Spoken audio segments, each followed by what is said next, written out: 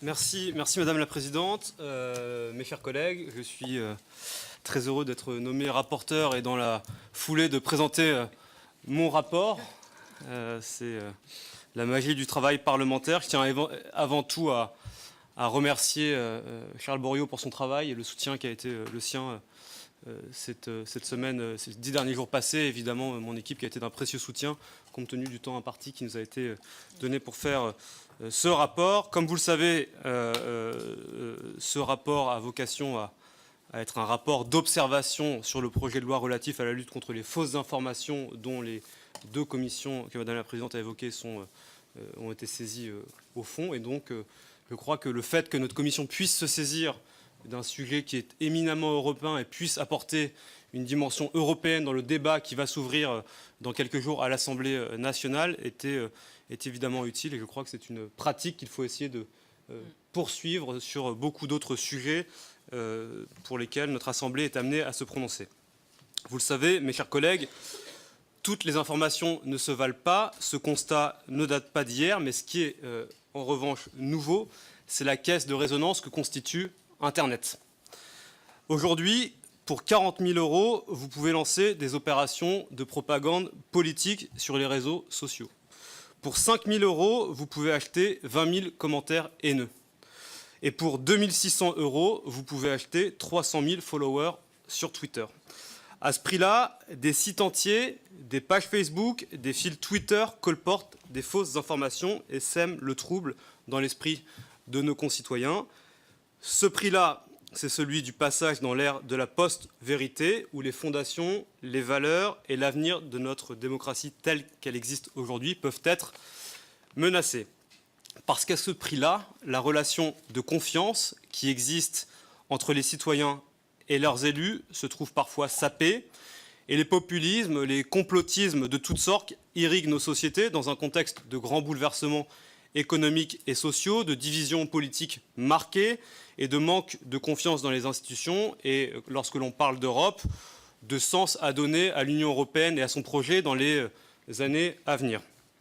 Derrière ces fausses informations, il y a parfois une stratégie politique qui est aussi parfois financée par des États tiers visant à déstabiliser nos démocraties, et l'Europe est évidemment en première ligne. Les exemples récents de périodes électorales déstabilisées où le débat public a été parasité ne manquent pas au Royaume-Uni, en Catalogne, en Italie récemment et évidemment dans la campagne présidentielle l'an passé en France. L'origine géographique des fauteurs de troubles est souvent la même, des États tiers dans le voisinage immédiat de l'Union européenne. Face à cette guerre hybride qui expose les peuples européens à la manipulation, à des peurs parfois irrationnelles, à l'obscurantisme, la réponse que nous devons apporter doit être évidemment globale et inclusive. Dans cette perspective, les propositions de loi que nous aurons à examiner dans les semaines à venir visent à fournir des éléments de réponse, sachant qu'en période électorale en particulier, qui est le cœur du sujet, la frontière entre ce qui sépare l'opinion de sa manipulation est parfois poreuse. L'action des plateformes en ligne sur lesquelles les fausses informations se répandent le plus vite est à ce titre cruciale, et les obligations de transparence que comprennent les propositions de loi seront un outil supplémentaire entre les mains de nos concitoyens pour savoir qui finance des contenus politiques sponsorisés et à quel but. Mais j'estime que la réponse au problème de la désinformation ne peut s'arrêter aux frontières nationales. Le problème des fausses informations globales par essence doit faire l'objet d'une réponse européenne commune, d'un socle commun sur lequel les États membres pourront s'appuyer pour construire la réponse qu'ils estiment nécessaire pour ensuite légiférer. La récente communication de la Commission européenne est d'ailleurs prometteuse dans la mesure où elle conserve sa capacité d'action européenne en cas d'insuffisance avérée des progrès effectués par les plateformes en ligne. Par ailleurs, je propose, dans le rapport dont je viens d'être nommé rapporteur, de renforcer les moyens et les capacités d'action du service d'action extérieure européen et en particulier de ce que l'on appelle la East Stratcom Task Force. Ce groupe d'action, je le disais, intégré au service d'action extérieure, s'attache à préserver les pays d'Europe centrale et orientale de toute forme d'ingérence extérieure susceptible de saper la confiance des citoyens envers leurs institutions. La tâche de ce groupe est évidemment extrêmement importante. Il est bien mené, notamment pour assurer la cohésion au sein de l'Union européenne, à l'heure où certains partenaires d'Europe centrale peuvent représenter des proies faciles, volontaires ou pas volontaires, pour des acteurs cherchant à les déstabiliser. Mais je pense qu'il faudra évidemment élargir les compétences du service d'action extérieure dans ce domaine. Par-delà sa dimension européenne, la réponse à apporter aux fausses informations doit être inclusive et évidemment dépasser le seul stade d'une répression éventuelle. Toutes les sociétés, tous les pays ne sont pas égaux face aux fausses informations. Le niveau d'éducation, la culture démocratique, les inégalités jouent un rôle décisif dans leur degré de propagation. C'est donc aussi et surtout par l'éducation aux médias numériques que l'Union européenne peut lutter efficacement contre les fausses informations. C'est pourquoi je considère dans ce projet de rapport, que le programme Europe Créative pourrait participer au financement des programmes nationaux d'éducation numérique et soutenir les projets menés dans ce sens par les organisations non gouvernementales, les associations et les start-up. Par ailleurs, parmi les fragilités structurelles de nos sociétés, il en est une qui est particulièrement importante, c'est la transformation inachevée du secteur de la presse vers le numérique. Et afin de maintenir la diversité des points de vue médiatiques et la promotion des médias garantissant l'authenticité des informations communiquées, il est de notre ressort de protéger et de valoriser le secteur de la presse. L'enjeu est considérable puisqu'il s'agit évidemment de protéger le pluralisme des médias, la diversité d'opinions et son corollaire qui est évidemment la liberté d'expression auquel nous sommes tous profondément attachés en France et partout en Europe. Dans cette optique, je formule deux propositions dans ce projet de rapport. D'une part, prolonger l'idée de la labellisation des contenus authentiques en s'appuyant sur la Journalist Trust Initiative, initiée en avril par l'association Reporters sans frontières, afin d'identifier les médias respectant les principes déontologiques stricts dans la gestion de leurs informations. D'autre part, soutenir l'idée d'une aide financière européenne au secteur de la presse afin d'accompagner l'évolution de ce secteur vers le monde numérique. Cette transition est encore en cours, elle n'est pas achevée et nous devons aider les médias vers cette transition. Enfin, et j'en terminerai par là, le combat contre les fausses informations est crucial dans la perspective des échéances à venir.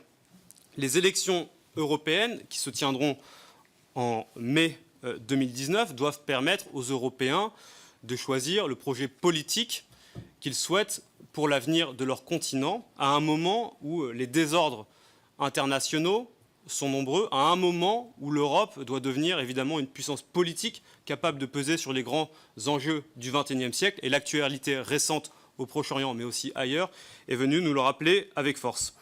Or, l'accumulation et la façon dont le scrutin européen est organisé, c'est-à-dire 27 scrutins nationaux différents, ainsi que la méconnaissance parfois par nos concitoyens des sujets européens, de ce que fait l'Union européenne, de ce que ne fait pas l'Union européenne, constitue un terreau favorable à la propagation des fausses informations durant cette période électorale. Et donc, j'estime que les institutions européennes doivent évidemment s'organiser. Je sais qu'elles le font. Le Parlement européen y travaille avec une unité qui est dédiée. Et je pense par ailleurs que le partage d'informations et d'expérience et la lutte de tous les États membres contre les stratégies de déstabilisation de ce scrutin sont une des conditions sine qua non pour en garantir la sincérité. Vous le savez, l'Europe est à un moment décisif, charnière de sa construction. Nous avons collectivement à formuler un certain nombre de choix quant aux orientations que nous voulons prendre. Et la cohésion de l'Union européenne pour garantir la sincérité des scrutins à venir est évidemment extrêmement importante et ne doit pas pouvoir être négociée. Et donc, dès aujourd'hui, la mobilisation nationale, ici à l'Assemblée nationale, mais aussi européenne au sein des institutions contre les fausses informations, doit être entière afin d'offrir à la vie démocratique européenne dans notre pays et à l'échelle de l'Union des lendemains plus sereins. Je crois que c'est la condition pour que nous puissions avoir un débat apaisé en 2019, au-delà des divergences politiques et des choix que les uns et les autres pourront formuler devant les électeurs dans tous les États membres de l'Union. Je vous remercie pour votre attention. Merci beaucoup, chers collègues. Surtout, merci beaucoup d'avoir réagi dans ce temps très court imparti pour ce rapport, parce que c'est une prouesse, surtout lors de cette trêve. Moi, j'ai une petite question aussi par rapport au soutien ou aide financière directe à la presse. Est-ce que là, ça ne posera pas un problème de concurrence enfin, comment pourrait-on envisager ces aides financières? Je peux prendre plusieurs questions? Oui. Oui, merci Madame la Présidente. Je tiens d'abord à remercier le rapporteur pour la qualité de son rapport. C'est vrai que parfois on parle de fausses informations, parfois d'informations manipulées. Donc tout d'abord une remarque, c'est vrai que je pense qu'il faut être très prudent sur ce genre de choses parce que on n'est pas tout de suite dans la vérité ou dans une information fausse. En politique en général, il y a sous quel angle on prend la chose. Il y a parfois on accentue, parfois on exagère et tout d'un coup l'information devient fausse. Donc tout d'abord être très prudent sur ces questions-là. Et enfin une interrogation, puisqu'il y a quelques temps j'avais pu parler avec Monsieur Lévy de Publicis qui avait émis une idée qu'il connaissait, que soutenait Publicis aux États-Unis, qui était une sorte d'organisation, d'association de journalistes qui allaient comme ça étudier tous les sites américains et aller mettre en place par rapport aux informations, par rapport au financement de ces médias-là, mettre une sorte de feu rouge, feu orange ou feu vert pour que les lecteurs puissent apprécier finalement la qualité ou en tout cas l'indépendance de ces journalistes-là.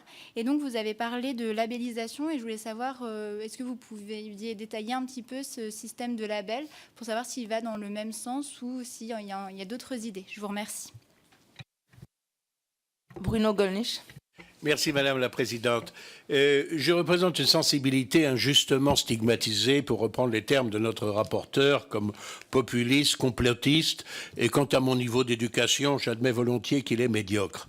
Mais surtout que je voudrais dire, c'est que j'espère que notre rapporteur va s'intéresser aux fausses informations d'origine étatique. Et je ne pense pas à des États prétendus autoritaires ou autres, mais à une grande démocratie dont j'ai pendant longtemps soutenu la politique. Je veux parler, par exemple, pour ne prendre que cet exemple, celui des États-Unis d'Amérique. Les États-Unis d'Amérique sont entrés en guerre 6 fois au cours du siècle écoulé, et les 6 fois à partir de fausses informations, des fausses informations d'État. Qui n'ont toujours pas, d'ailleurs, trouvé leur réponse. Premièrement, la guerre hispano-américaine, dans laquelle on a prétendu faussement que les Espagnols avaient fait exploser le cuirassé Maine, ce qui a servi de prétexte au déclenchement de cette opération. C'était une fake news, comme on dit aujourd'hui. Deuxièmement, la Première Guerre mondiale. Je suis heureux que les États-Unis soient venus à notre secours, mais enfin, on a prétendu que le paquebot Lusitania ne transportait que d'innocents civils. On sait aujourd'hui, par les plongeurs qui l'ont exploré, qu'il était bourré de munitions jusqu'à la gueule, en violation de la neutralité américaine. Troisièmement, la Deuxième Guerre mondiale. On a prétendu que les Japonais avaient attaqué sans déclaration de guerre. On sait très bien que le gouvernement américain était au courant et qu'on les a fait poireauter au département d'État de telle façon que les hostilités, précisément, soient commencées avant la déclaration de guerre. Quatrièmement, la guerre du Vietnam, pour laquelle j'ai soutenu la politique américaine, car je croyais, un peu naïvement peut-être, à la nécessité de protéger le monde libre contre les communistes. L'incident du golfe du Tonkin, on le sait aujourd'hui, a été délibérément provoqué par les États-Unis d'Amérique. Cinquièmement, la première guerre du Golfe, dans laquelle le consentement du Sénat américain n'a été accepté à une faible majorité que parce qu'on en a prétendu que la soldatesque irakienne avait débranché les couveuses pour enfants prématurés à Kuwait City. On sait aujourd'hui que c'est un montage, qui a été fabriqué par, notamment avec l'aide de la fille de l'ambassadeur du Koweït, et qui a été commandé par le gouvernement américain à une entreprise de communication parce que l'on savait que ce qui pouvait déclencher l'adhésion des parlementaires américains, c'était précisément des exactions contre les nouveau-nés.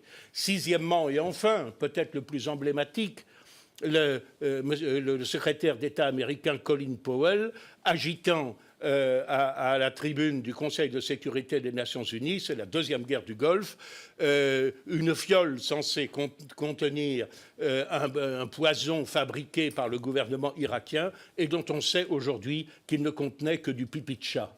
Alors, moi, quand j'entends parler de fake news, je me demande si l'on va véritablement réagir contre les fake news d'origine gouvernementale. Et je conclurai, Madame la Présidente, pour ne pas être trop long, quand même par un dernier épisode qui, à mon sens, aurait dû faire la une des manchettes de nos journaux.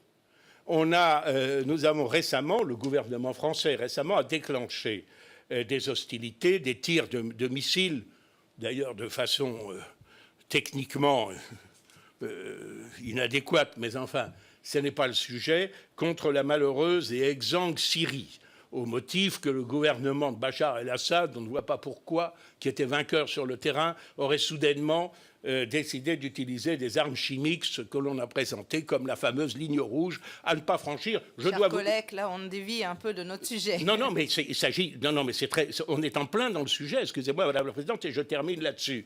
Il se trouve qu'il y a quelques jours, à La Haye, une délégation, c'est vrai, russe, de l'organisation, mais qui est une composante légitime de l'organisation pour l'interdiction des armes chimiques, a présenté à la presse internationale l'enfant sur lequel le monde entier s'était apitoyé dans la vidéo que nous avons tous vue et qui a servi de prétexte à ce déclenchement. Cet enfant a dit, mais il n'y avait pas d'armes chimiques. Les djihadistes sont venus nous dire qu'il fallait d'urgence aller à l'hôpital. On nous a aspergé d'eau froide, on suffoquait un peu, etc. Je ne sais pas de quel côté se trouve la fake news. Ce que je constate, c'est qu'il n'y a pas d'enquête là-dessus. Ce que je constate, enfin, ce sera vraiment mon dernier mot, Madame la Présidente, c'est qu'il y a deux personnes qui peuvent parfaitement nous renseigner sur les vraies nouvelles. Ces deux personnes sont Julian Assange et Edward Snowden, à qui on aurait dû, évidemment, en Europe, accorder l'asile politique. L'un est toujours reclus à l'ambassade d'Équateur à Londres, et l'autre n'a trouvé d'asile qu'à Moscou. Je considère que c'est une honte pour l'Europe, c'est une honte pour mes collègues du Parlement européen, c'est une honte pour la Commission, c'est une honte pour le Conseil. Et avant que l'on parle de fake news qui circulent sur Internet, j'aimerais bien que l'on donne la parole à ces deux réfugiés politiques authentiques. Merci beaucoup.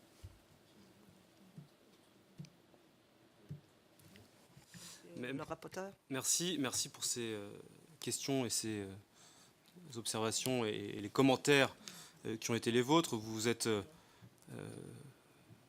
trouvé bien modeste en disant que vous n'aviez une culture modeste. Vous nous aviez fait un long exposé qui, s'il est erroné à certains égards, démontre que vous avez une culture certaine sur certains sujets. Ce qui est évident, c'est que la lutte contre les fausses informations d'origine gouvernementale est extrêmement importante et elle doit être au cœur de la réponse que nous devons apporter, que ce soit au niveau national ou européen. Et vous prenez un biais qui est le vôtre, qui s'attache à revenir sur un certain nombre de faits historiques qui ont été, dans la plupart des cas, l'approche qui est la vôtre est complètement erronée, mais je vous rappelle qu'il y a des outils aujourd'hui européens, notamment la East Stratcom Task Force, qui, elle, a vocation à lutter contre les fausses informations gouvernementales. Donc c'est déjà quelque chose qui existe. Ensuite, pour revenir aux questions sur le fond de mes collègues, sur la proposition de mettre en place un label européen. Ça existe déjà dans un certain nombre d'États membres. En France, il y a déjà une initiative comme celle-ci qui a été lancée par les grands quotidiens nationaux, en particulier Le Monde, qui vise à mettre en place un protocole qui définit, qui se base sur plusieurs critères, la transparence, l'indépendance éditoriale et la méthode journalistique. Et donc, on pourrait très bien imaginer avoir la même chose au niveau européen, et c'est ce que propose d'ailleurs Reporters sans frontières avec la Journalism Trust Initiative, qui permet d'avoir ce label et cette méthodologie commune qui permettent d'identifier ce qui pourrait être qualifié d'informations sérieuses en fonction des critères que je vous ai énoncés, c'est-à-dire la transparence, l'indépendance éditoriale et la méthode journalistique. En ce qui concerne le soutien à la presse, l'aide financière à la transition du format papier vers le format numérique, il existe déjà un certain nombre d'initiatives européennes. Dans le projet Europe créative, il existe un certain nombre de financements qui aident à la transition du passage du format papier au format numérique et qui respectent toutes les règles, notamment soutien ou de concurrence nécessaires. Et donc, moi, je crois que c'est important de pouvoir le soutenir. Mais je voudrais ponctuer cette intervention en disant qu'il peut y avoir, d'un côté, le pluralisme des opinions, des courants de pensée, mais un même fait peut donner lieu à différentes interprétations, des lectures opposées, et ça, c'est toute la richesse du débat démocratique. Mais il y a aussi, de l'autre côté, les fausses informations, c'est-à-dire celles qui présentent comme des faits avérés des choses qui ne sont pas la réalité, ou qui ne sont jamais arrivées, ou qui ne se sont pas du tout passées comme elles ont pu être racontées. Et je crois que le développement qui a été le vôtre tombe dans la seconde catégorie.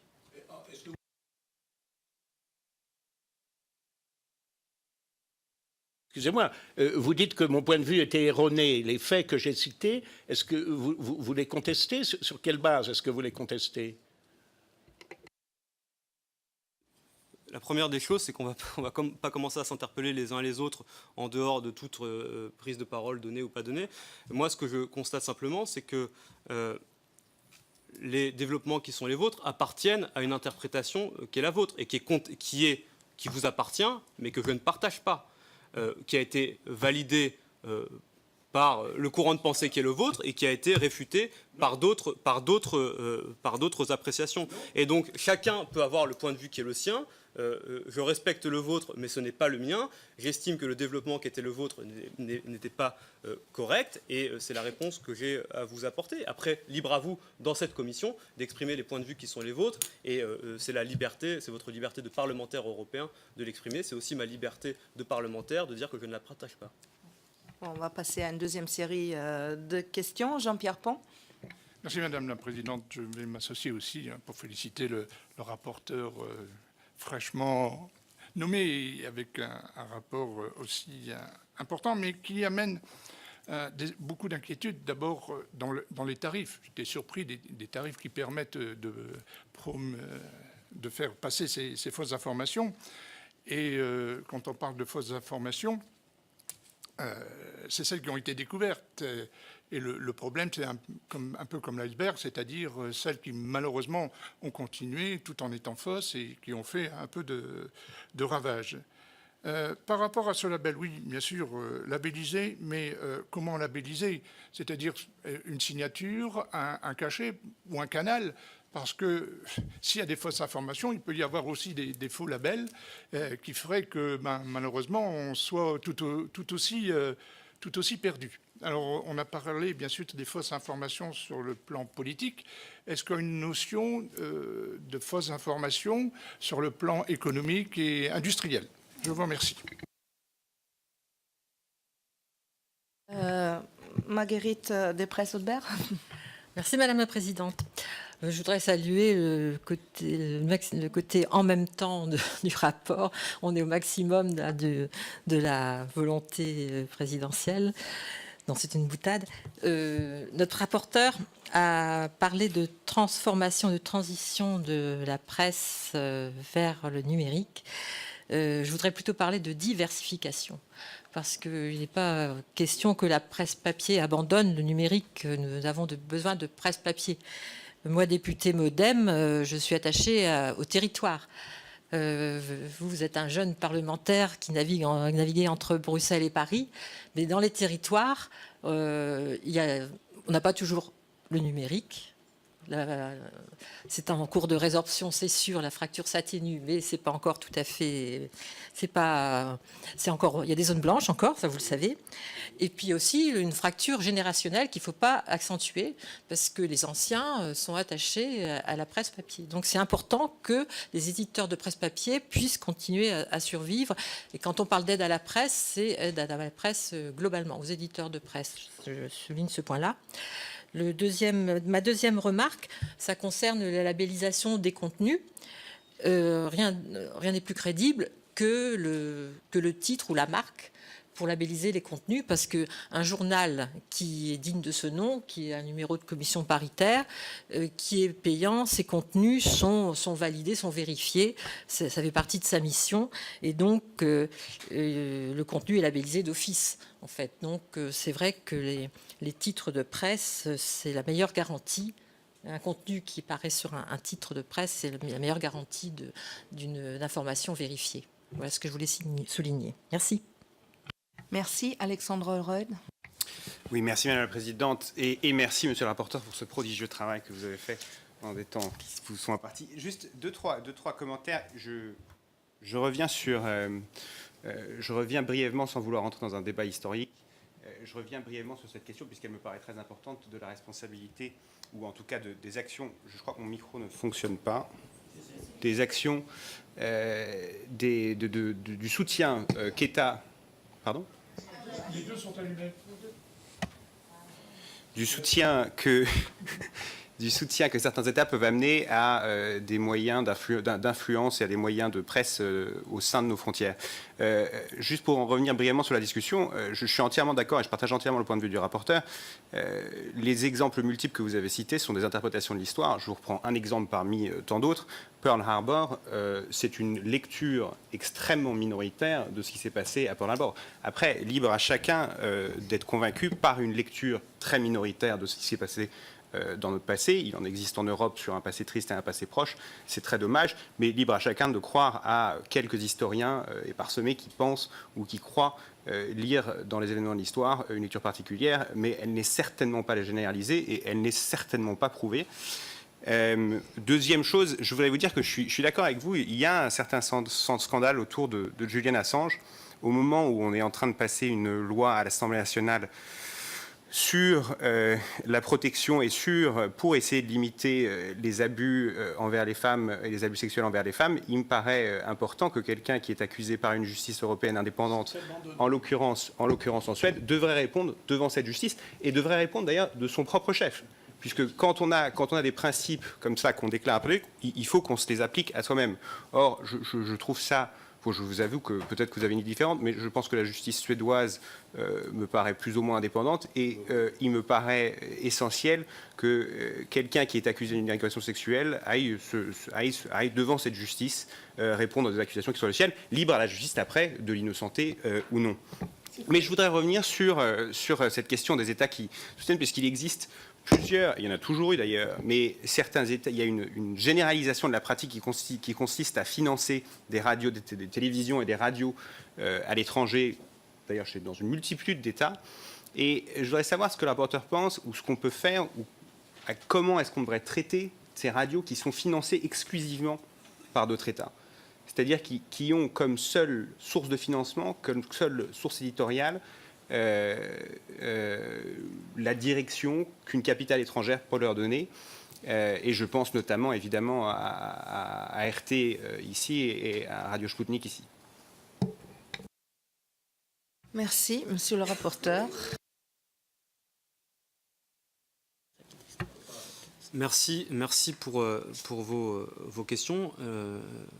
Mais je partage votre attachement à la diversité des formats médiatiques, que ce soit le format papier ou le format numérique. Et c'est vrai que je suis un jeune parlementaire qui a l'habitude de naviguer entre Paris et Bruxelles, mais aussi le Luxembourg et les Pays-Bas.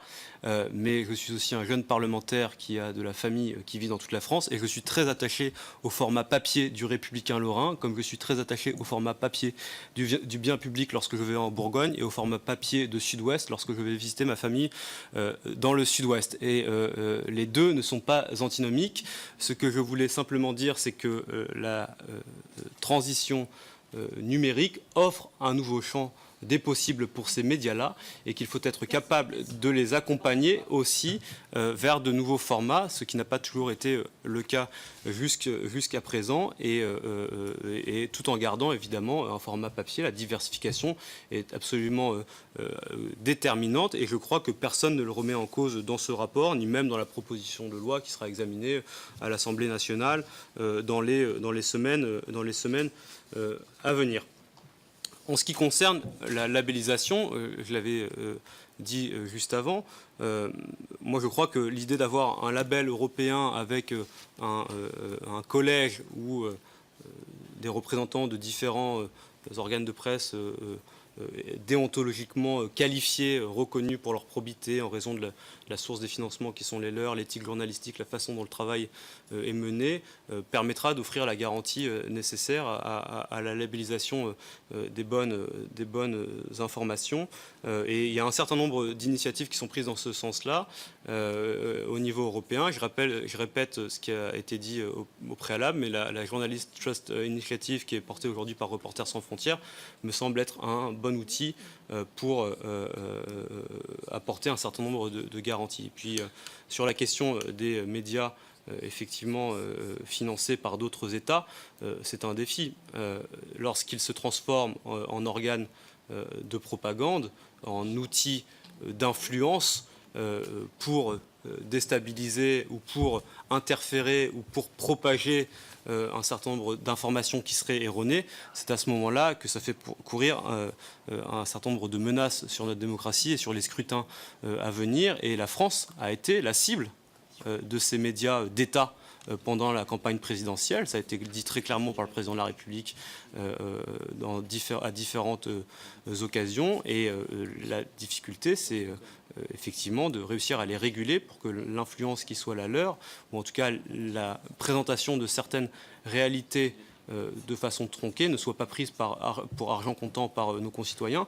Et donc là, ça nous renvoie directement à l'éducation aux médias, à la consommation des médias que peuvent avoir les Françaises et les Français et les jeunes Français et les jeunes Françaises, et l'éducation qui peut leur être donnée sur tous ces sujets-là à l'école. Nous appartenons tous les deux à une génération commune, nous avons le même âge, et on ne nous a pas forcément éduqués lorsque l'on était à l'école à la consommation des médias. Et je crois qu'aujourd'hui, dans la formation qui doit être offerte aux jeunes élèves qui sont dans nos écoles, la consommation des médias et des médias numériques et être capable de juger ce qui est une information fiable ou ce qui ne l'est pas doit être au cœur de l'éducation qui leur est offerte. Merci beaucoup, monsieur le rapporteur. Moi, je me pose quand même la question un peu sur la notion fausse nouvelle. Qui va dire ou comment fait-on pour quelque part faire le point sur qu'est-ce qui est manipulation de nouvelles et qu'est-ce qui est vraiment une fausse nouvelle. La notion de fausse nouvelle doit être quelque part définie.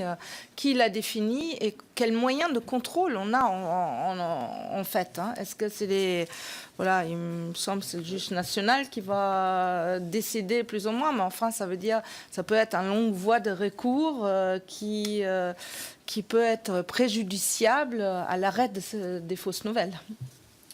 Et ce sera évidemment le juge qui aura à le définir en France avec un référé de 48 heures, si je ne me trompe pas. Il y a la jurisprudence de la Cour de cassation en la matière qui définit les fausses nouvelles, qui désigne les fausses nouvelles comme étant des nouvelles se rattachant à un fait précis et circonstancié, non encore divulgué. Or, les contenus qui sont intentionnellement faux, qui circulent sur les plateformes numériques dépassent largement la seule sphère des informations non encore divulguées. Et donc, c'est la raison pour laquelle on a, dans le projet de loi, retenu le caractère de fausses informations et non de fausses nouvelles, parce qu'il est à cet égard beaucoup plus pertinent. Mais comme c'est ce que je disais tout à l'heure en réponse à M. Gollnisch, il peut y avoir d'un côté le pluralisme des opinions, des courants de pensée. Un même fait peut donner lieu à des interprétations très différentes, à des lectures opposées, parfois partisanes ou orientées, voire biaisées, et c'est parfaitement légitime dans un débat démocratique. Et puis il y a de l'autre côté les fausses nouvelles, c'est-à-dire celles qui présentent comme des faits avérés des choses qui ne sont en réalité jamais passées, qui ne sont jamais arrivées ou qui ne se sont pas du tout passées comme elles ont pu être racontées. Et donc c'est comme cela, en tout cas, que moi je crée la distinction entre d'un côté une opinion et de l'autre une fausse information ou une fausse nouvelle. Merci beaucoup, monsieur le rapporteur, et encore une fois, félicitations pour ce travail accompli en si peu de temps. Est-ce qu'il y a d'autres questions? S'il n'y a pas d'autres questions, on se verra demain.